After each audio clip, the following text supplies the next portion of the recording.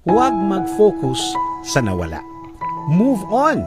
Yan na yata ang pinaka-general na payo sa buong mundo. Well, totoo naman, sa lahat ng mga nangyayari sa ating buhay, maganda o hindi maganda, ay kailangan nating mag-move on. Next level, ika nga. Ano ang susunod mong gagawin?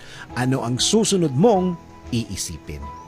Kung may magandang nangyari, laging ano ang susunod na plano mo?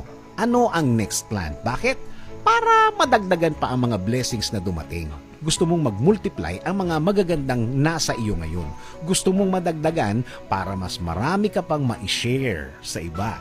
Ulitin ko lang, hindi lang sa hindi maganda ang moving on, kasama din sa magandang nangyayari. Iisipin mo pa kung paano madadagdagan ang magandang nangyayaring ito.